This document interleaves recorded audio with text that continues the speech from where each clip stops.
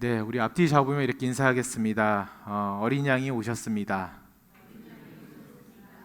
네, 다시 한번 이렇게 인사하겠습니다. 크게 감사하고 기뻐하십시오. 네, 오늘은 이제 크리스마스 말씀 시리즈 Christ in the Old Testament, 구약 속의 그리스도 두 번째 시간으로 어린 양의 피라는 제목으로 말씀을 나누도록 하겠습니다. 우리 죄송한데 저기 좀 그 히터 좀 꺼주시면 감사하겠습니다. 갑자기 이렇게 좀 찬바람이 나오는 것 같아가지고 네.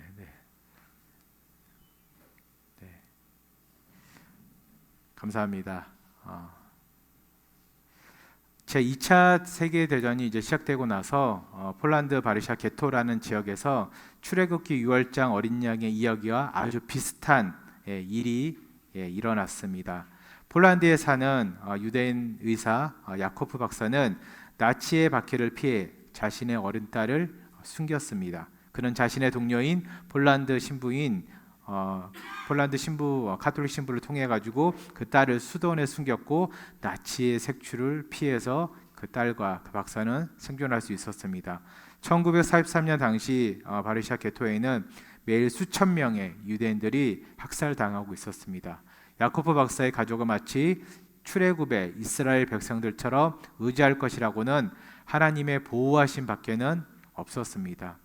문설주의 피를 바르던 이스라엘 백성들과 마찬가지로 야코프 박사의 가족의 유일한 희망은 6월절날 어린 양의 피를 바름으로써 하나님께서 이스라엘 백성들을 죽음의 재앙으로부터 지키고 보호하신 그 하나님의 보호하심만을 기대하는 방법밖에는 그 어떤 희망도 없었습니다.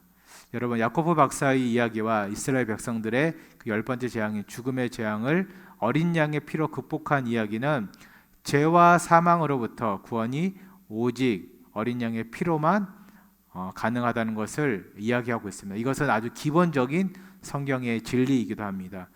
사랑하는 성도님 여러분, 하나님의 구원 계획은 언제나 대속의 원리에, 죄사함의 원리에 근거하고 있습니다. 그리고 그 시작은 예수 그리스도의 탄생입니다, 여러분.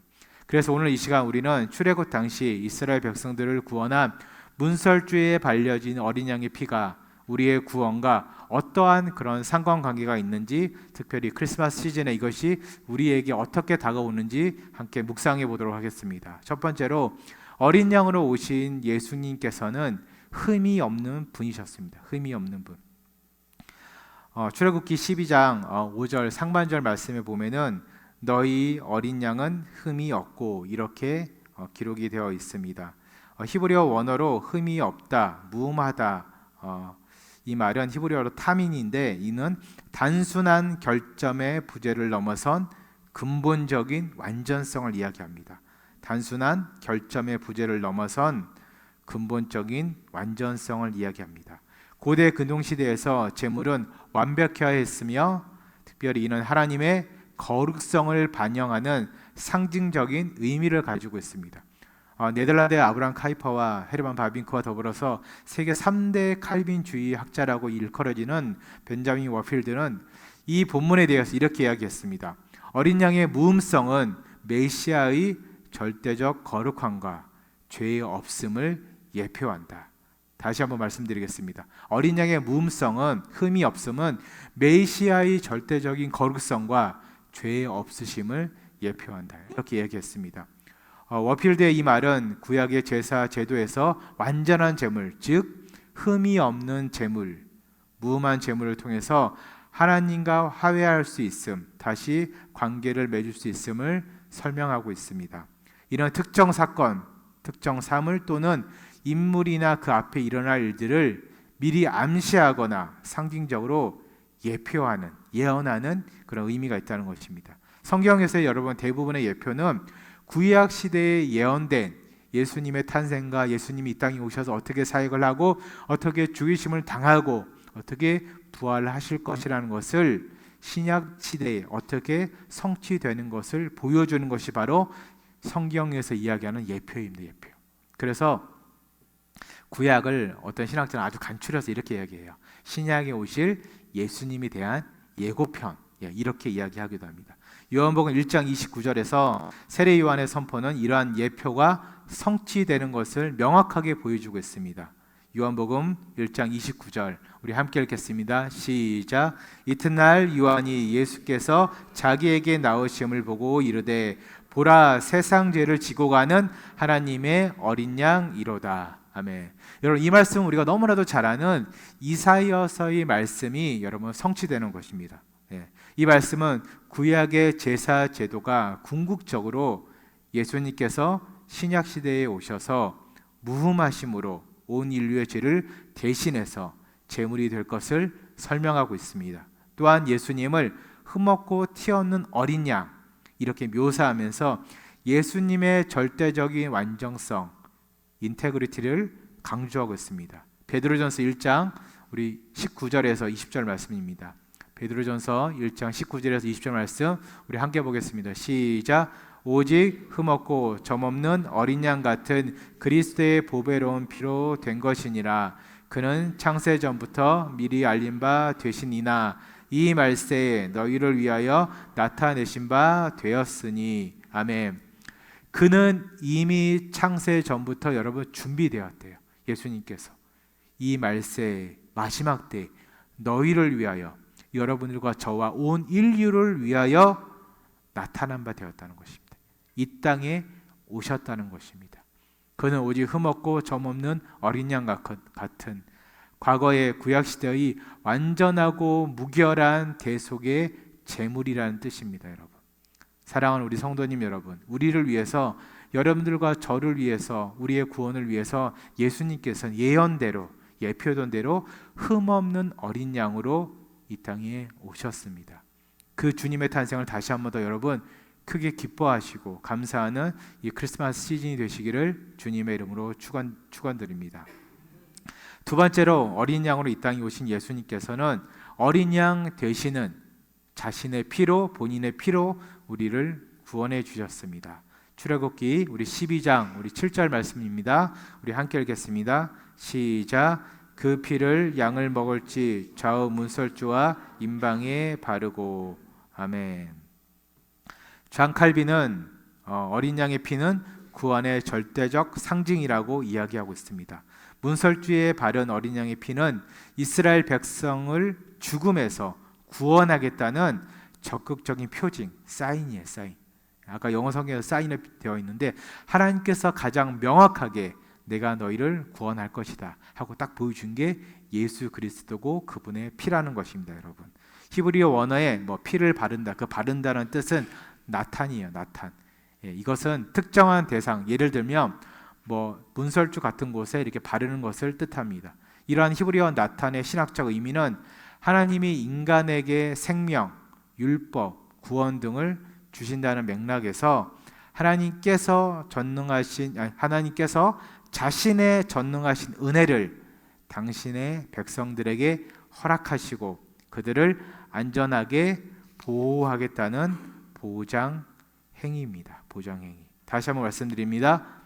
그 바른다는 신학적 의미는 나탄의 의미는 하나님께서 인간에게 생명, 율법, 구원을 주신다는 뜻이고 그 맥락에서 하나님께서 자신의 전능하신 은혜를 당신의 백성들에게 우리들에게 여러분들에게 허락하시고 우리들을 안전하게 보호하겠다는 보장의 행위라는 뜻입니다.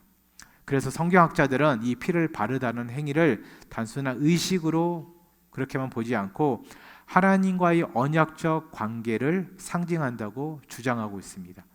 그래서 출애굽의 유월절 제도는 이스라엘 백성들의 구원뿐만 아니라 미래에 오실 메시아를 통한 전 인류를 구원하겠다는 예표이자 인류를 향한 창조주 하나님 아버지의 약속이자 언약이라는 뜻입니다. 언약이라는 뜻입니다.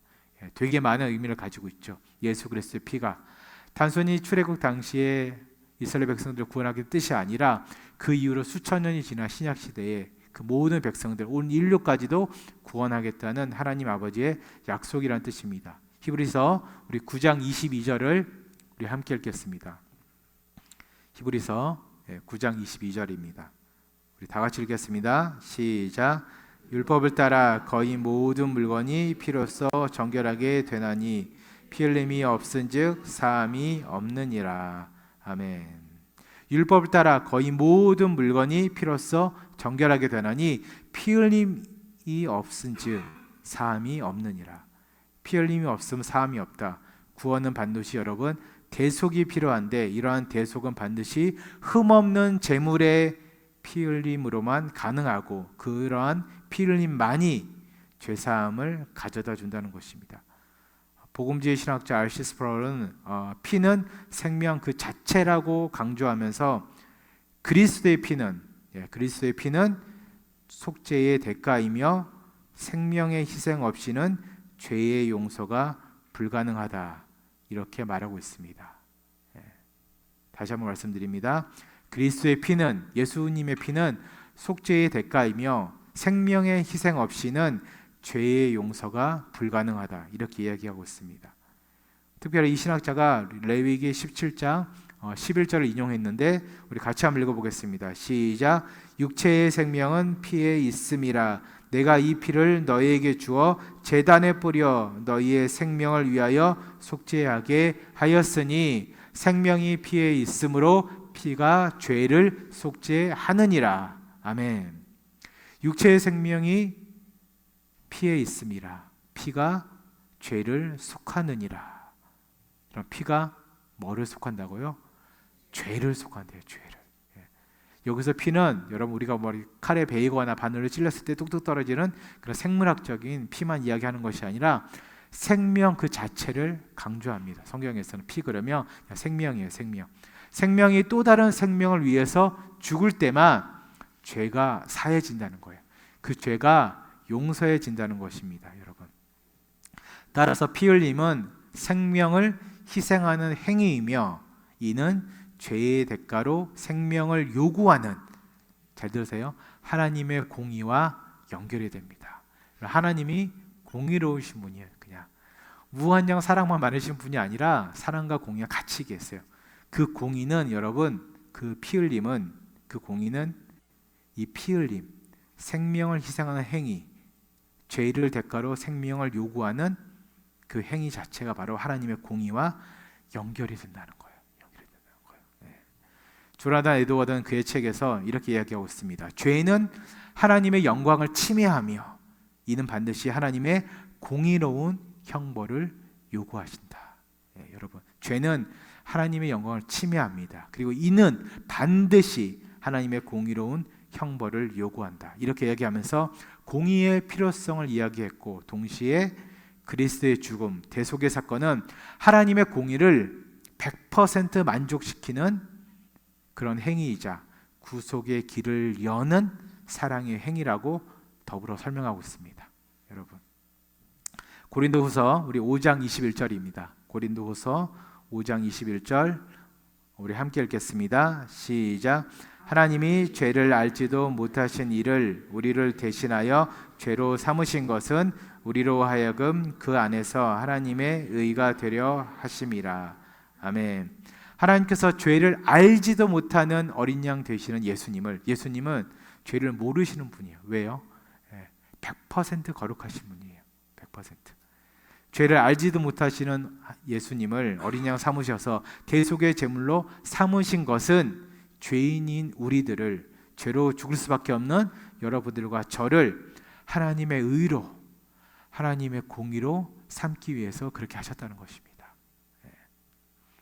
여러분, 우리의 죄가 예수님에게로 전가된 그 죄가 완전하고 완벽한 제물 되시는 어린 양 되시는 예수님의 피 흘림으로 우리의 죄는 완전하고 완벽하게 속죄된 것입니다.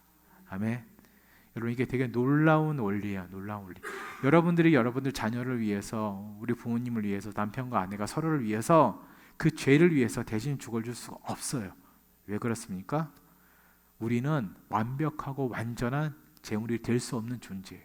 왜? 우리는 이미 죄를 짓고 있는 죄인들이고 죄를 너무나도 잘 알고 있는 죄인들이기 때문에 우리는 서로를 위해서 그렇게 해줄 수가 없어요. 30년 형을 받은 죄수가 20년 형을 받은 죄수를 위해서 여러분 대신 옥살이를 못 해주는 거예요. 똑같은 원리예요. 사랑하는 성도인 여러분, 우리는 이러한 사랑을 받았습니다. 정말 놀라운 사랑을 받았기 때문에 여러분 인생을 사시면서 낭망하지 마십시오. 낙심하지 마십시오. 여러분들과 저는 정말 이렇게 크고 놀라운 사랑, 하나님의 구원을 값없이 축복으로 거저받은 사람들입니다. 여러분 연인 사이에 혹은 부부 사이에 가끔 이렇게 묻죠. 보통 여자가 남자에게 많이 묻는 것 같아요. 너 얼마나 나 사랑해? 당신 얼마나 나 사랑해요? How much do you love me? 이렇게 물어요. 남편들은 이럴 때 되게 대답을 잘해야 돼요. 되게 대답을 잘해야 되는데 여러분 자기 자신이 얼마나 소중한 존재인지 모르는 인간이 우리들이 하나님께 물어요. 때로는 하나님 나 얼마나 사랑해요? 나 얼마나 사랑해요? 하나님 뭐라고 대답하실까요? 하나님께서 그때 이렇게 말씀하십니다. 예수님의 십자가를 딱 보여주세요. 그리고 예수님의 피 흘리는 모습 딱 보여주세요. This much I love you. 이만큼 내가 너를 사랑해. 이만큼 내가 너를. 이만큼. 사랑하는 우리 성도님 여러분, 이러한 하나님의 사랑을 어린 양의 피를 통한 구속의 사랑을 우리는 늘 기억하며 살아가야 됩니다. 여러분들이 얼마나 소중한 존재인지 알았으면 좋겠어요.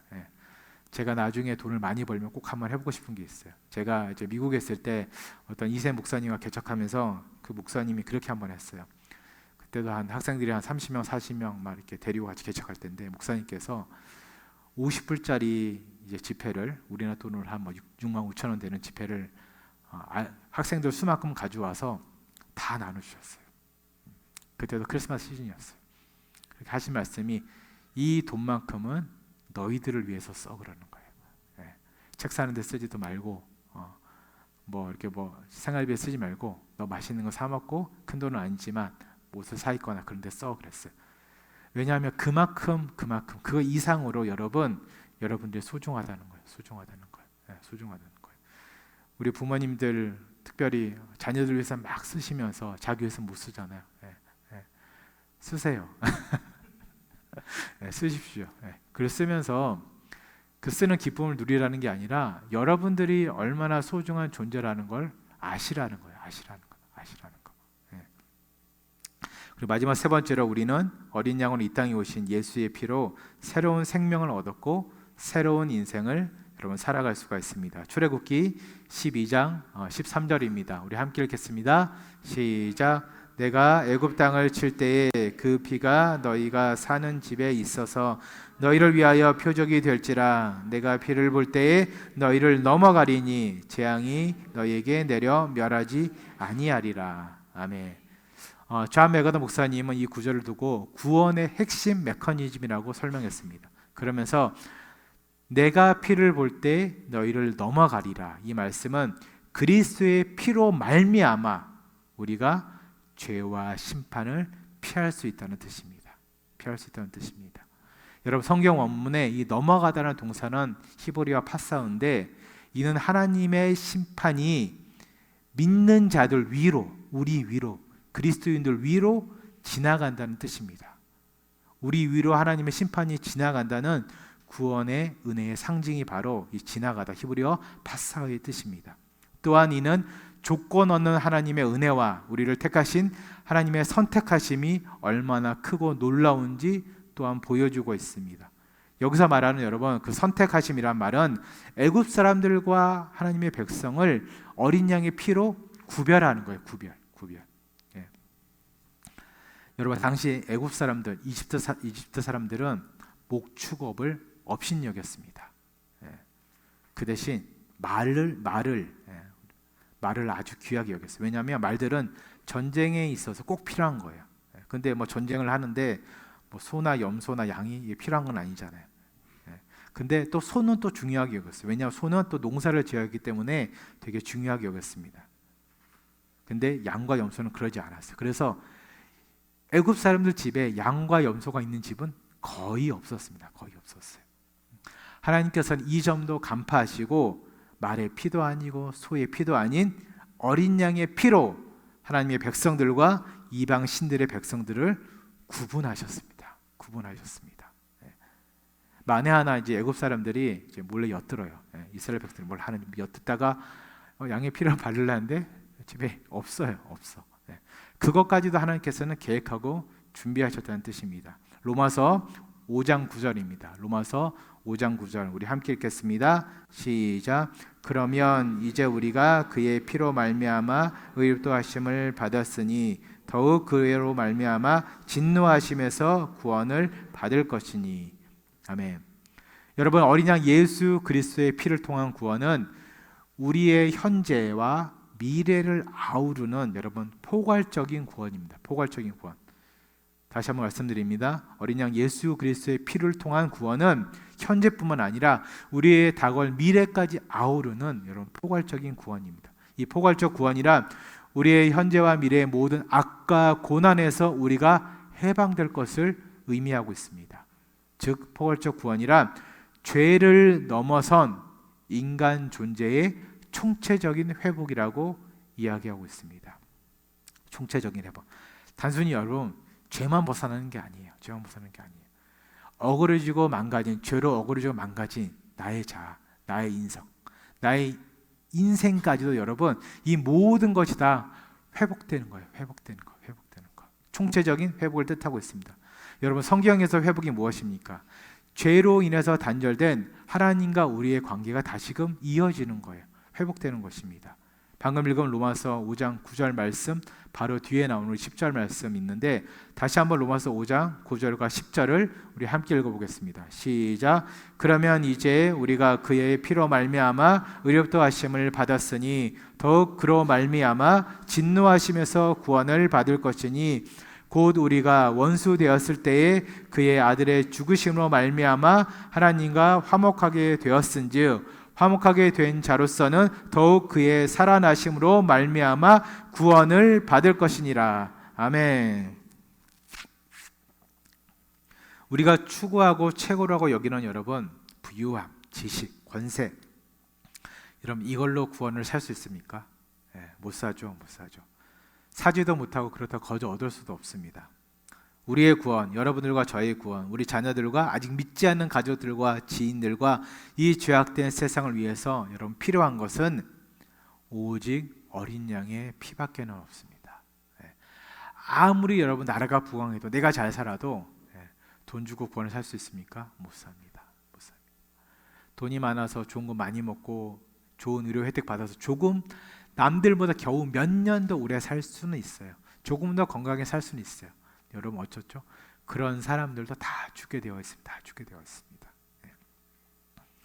여러분 왜 오직 어린 양의 피밖에 없습니까? 오직 어린 양의 피만이 우리에게 새로운 생명, 새로운 인생을 살게 해줄 것이기 때문입니다. 성경 전체를 가르치는 일맥상통하는 진리는 유월절에 돌아가신 어린 양 예수 그리스도와 그의 죽으심으로 우리가 얻게 될 새 생명, 구원입니다.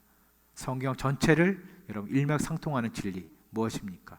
예수 그리스도의 죽음과 그 죽으심을 인해서 우리가 얻게 될 죽음심으로 인해서 얻게 될 우리의 새 생명, 새로운 인생이 바로 성경 전체의 진리입니다, 여러분. 세례 요한은 이러한 예수님을 가리켜서 하나님의 어린 양 이렇게 불렀고 사도 바울은 유월절 하나님의 어린 양이라고 조금 더 구체적으로 그의 저서에서 기술하고 있습니다.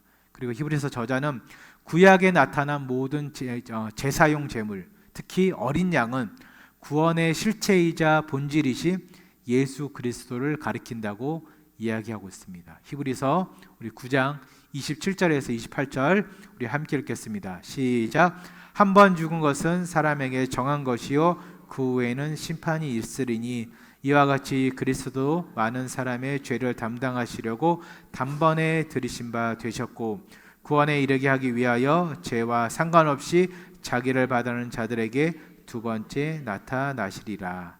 아멘. 여러분 한 번 죽는 것은 사람에게는 정해진 것이에요. 정해진 이치예요.